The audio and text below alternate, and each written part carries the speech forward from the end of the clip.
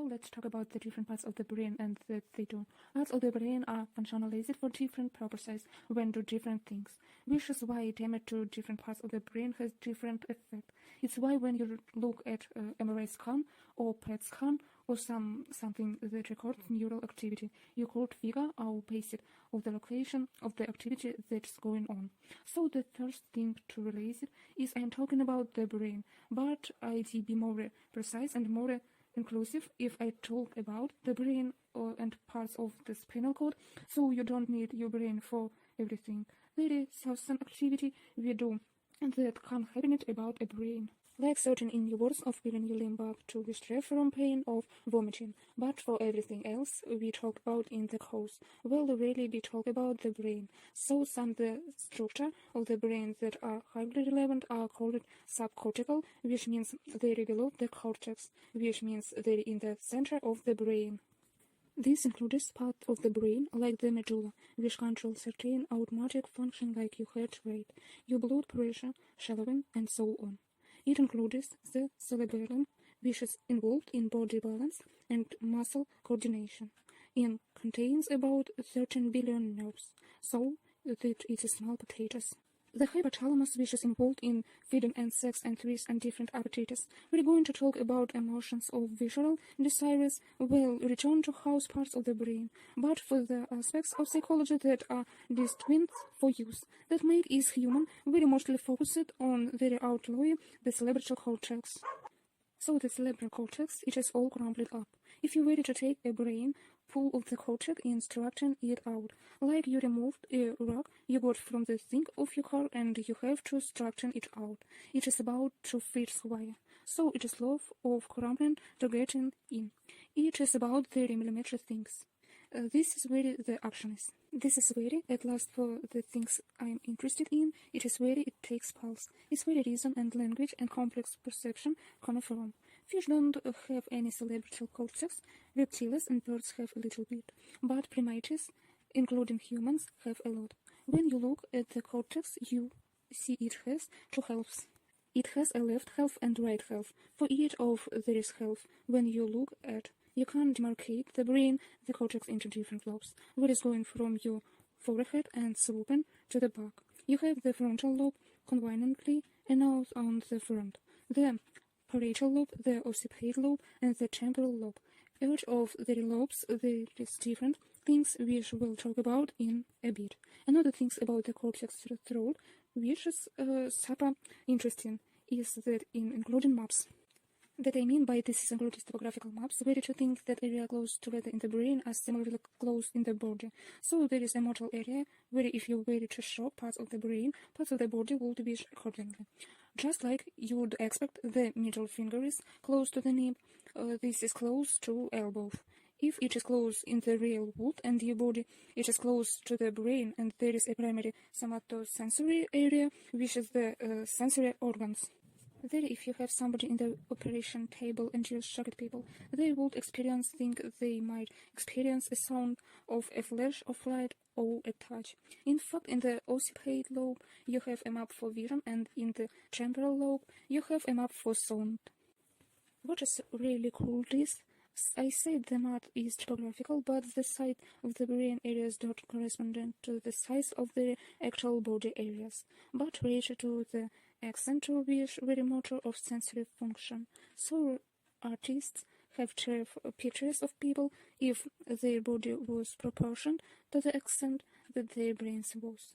You would see the thing of the body is relatively small, but their hands are enormous, and their face is enormous because there is a whole lot of sensation. There is much more sensation going on in your hand than in your whole back, even though the back is physically apart.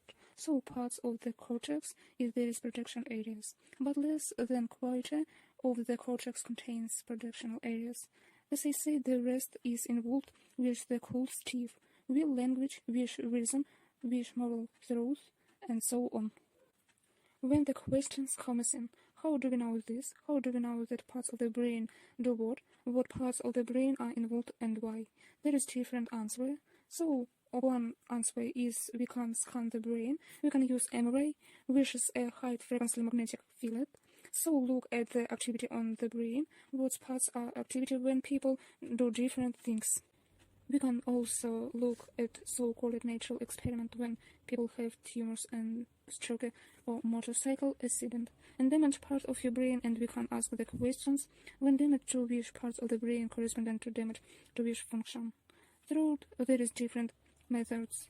We're learning about the different parts of the brain and what they do. We could talk about some certain specific things that can go wrong due to brain damage of stroke or trauma. So, for instance, there is apraxia. Apraxia is problem of actions. So you enable to do an action like waving goodbye or picking up before you can bring some food you might. You not polarise it. You can make in movements if you have to, but you can't coordinate this basic movement into complex actions. There is agnosia. Agnosia is a discordance of perception, and there is not like you can see, but you can recognize. Some is called physical blindness. People of various form of agnosia can describe a picture at times of each part, but can recognize the objects that a begin depicts. That is a form of visual agnosia. There is also a specific prosopagnosia, where you can recognize faces. Oliver Sacks wrote a wonderful book many years ago called The Man Who Mistook His Wife for a Head. This was a series of profiles of people who had surprising neurological disorders, and the title page of the book was a man who actually had such an inability to recall the faces. He couldn't distinguish his wife's face from that of a head. Middle from prosopagnosia, which from people suffers from, and to be cautious. I got a little bit of some terrible faces. Is that you can't recognize faces as faces, but you can't recognize whose face they are, and it is very hard for you to recognize people. There is problem of sensory neglect. You get disorder that block out one part of the world. You might have damage to part of your brain that will block out the left side of the world. It is not just the sort of physical thing. Then you ask somebody with such a disorder to drive clock, for instance. They'll put all the numbers for 118 on the right side of the clock. It's as if they don't think of the left side of the world again. So maybe isn't not even a sensory problem, but an attentional problem, whereas aphasia, which refers to disorders of language. Some forms of aphasia are expressive, like a broken aphasia, where you can't really speak. A famous case of somebody who can only use the word 10, say 10, 10, 10, but couldn't say anything else. Or then there is something that calls receptive aphasia, where you can speak all those that you say doesn't make much sense, but also you have a terrible time understanding other people. Then there is all sorts of other disorders. Where is the disorder which we talked about with regards to Granis gate and various forms of it? Very damage to brain, it is debatable whether this try Granis gate, but where are other cases where it is much more clear, because you lost your moral sense, your sense of right or wrong, your ability to control yourself, to restrain yourself, perhaps your conscience. How we're going to talk about all of these things through the course, but the moral, there is that there is some localization of function. There is some sense in we should correspond to different brain areas. Again, this an argument against dualism. We can see that in that anyone who agreed that the mind isn't the brain would be hard-pressed to explain why damage to the brain seems to affect some very intimate and very important aspect of